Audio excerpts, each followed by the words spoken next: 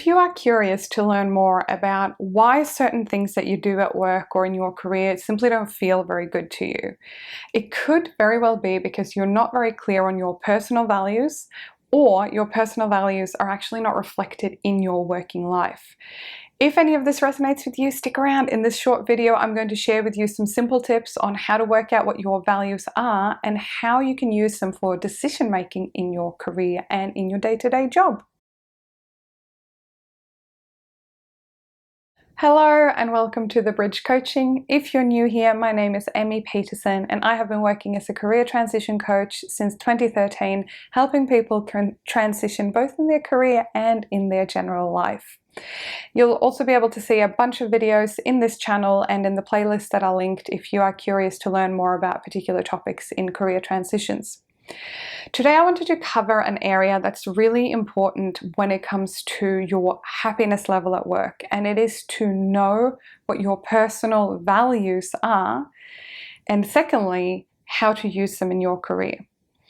I often talk to my one-on-one clients about this, and I've had a few questions come up over the last few months that I really wanted to explore a little bit more to help you guys make better decisions and feel better in your day-to-day work. So firstly, how do I work out what my values are? Well, there's a fantastic resource in Dr. John Demartini. He has devoted most of his life to work around values, or what makes people flow, what makes people feel happy, what makes them feel connected to their lives. And your personal values are just an extension really of what is important to you, what matters to you. And most people would say, they'd list 100 things or 50 things that are really important to them. But when push comes to shove, when crunch time comes, when I work with people one-on-one, most people can align it to about 3 to 7 themes or core values that are really important to them. And it's interesting because those values will often guide what they spend their money on, their time on, where they spend their energy, what they spend their time learning about. So values are really important. I'm going to link a resource below and a link to Dr. John Demartini's website where you can go and learn for yourself a little bit more. And then we get to the why. So why is this important, Emmy? When I know what those 5, 6, 7 values are, what am I going to do with them? You're going to test 3 really simple things. Firstly, I want you to look at those values in that list. So, for example, some of my values are learning. I love learning and growing. I love teaching. I love exploring. And travel and exploring kind of go under the same category for me. And I love connection. So connection like this with you guys via video format, or connection with my clients, my friends. Those things are really, really important to me. So when I look at career transition opportunities for me personally, I'll look at them through the lens of 3 different things. So one is the company. So the company or the organization that I want to work for or am already working with, how aligned are my values to their values? Think of it kind of like dating. We don't have to agree on everything. You and your partner that you have in your life, you probably don't have exactly the same values, but you might overlap on a few values. For example, my partner and I, we really love learning, both of us. We really love traveling and exploring, both of us. So we have overlapping values that we share and cultivate in slightly different ways. It's the same with a company. There has to be some alignment. So out of your 3, 5 or 7 values, whatever you end up with in the end, a few of those, ideally about half of those values, should be somewhat aligned so that you feel connected to the company vision, mission, and what they're about. Now you might go, I have no idea what my company's values are. They don't really talk about them. I would give you a couple of tips then. Go to the About Us section of the website. You could go to your intranet. You can look through the induction manual that you received when you started in your job. And you can chat to people in culture or HR or even your boss, because let's face it, most managers should live and breathe the values in the organization every single day. Now, sadly, it's not uncommon that the values are just a pretty thing on the website that don't get really lived and reconnected with on a daily basis.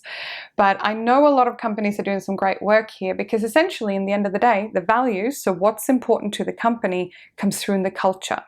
So is it a performance culture? Is it a friendly culture? Is it a family-oriented culture, etc.? And most companies, just like people, their values can change a little bit over time. They won't fundamentally change unless there's a big change in ownership or management or something like that. But start by checking your values against the company values. And by the way, if you're applying for work, I'll also link my my job interview preparation course below, because I talk about values a little bit there as well. But a key thing for you to do on the company level if you're applying for work is to look at the company before you even go to the interview. Look at the company values, think about your own values and go, does this align? Does it match what I stand for, what I believe in? Because if you feel passionate in what the company does and what they stand for, then it will be a lot easier to show up really energized and passionate about working there, and it will also come through in your job interview. So just a minor side note there. Now let's move down to level 2, which is your team. So this is kind of your immediate team, your manager. It could be a tiny team, just the two of you. It could be a bigger team of 20 people, 50, 100 people. But really what you want to look at here is not just the company level, but in your work with these other people on your team, how do the values come through? Are the company values clear? Are they a bit different? And how well reflected are those to what you value? Because remember, in the end of the day, this has to work for you as well. And when you've reflected on that, which again, this can be super quick, like this whole exercise doesn't take more than 15 minutes really. You can just be in front of a computer and have a look at the company website or your induction manual or something like that. And the final reflection, which is just really thinking about your role. So the role you have and the tasks you do day to day. In my case, I would look at a new role or an existing role and I would think, do I get to learn? Do I get to connect? And is there an understanding that I personally need to go and explore and travel and relax sometimes, because that is what's important to me. If the company doesn't really encourage people to take leave and, you know, overtime is really pushed very hard, etc., then that's going to go against some of my values. Now again, a company doesn't have to give you every single thing, but it has to give you some parts of what's important to you. So I'd really encourage you to spend a little bit of time, maybe half an hour or so, to go through the Dr. John Demartini exercise that I'll link below, and then just spend half an hour or so reflecting what's important to you, how does it align with the company, the team, and your individual role. And I bet if you look at that, you will quite quickly find out if you're feeling wrong about something or something doesn't sit right with you. It's pretty easy to work out on what level that problem comes up and which of your values, maybe several of them, is being compromised. Let me know in the comments below if you find this helpful. If you have any questions, I'll also leave my contact details, because I'm more than happy to help you navigate this if you need a little bit of help. All the best, and I look forward to see you in the next video.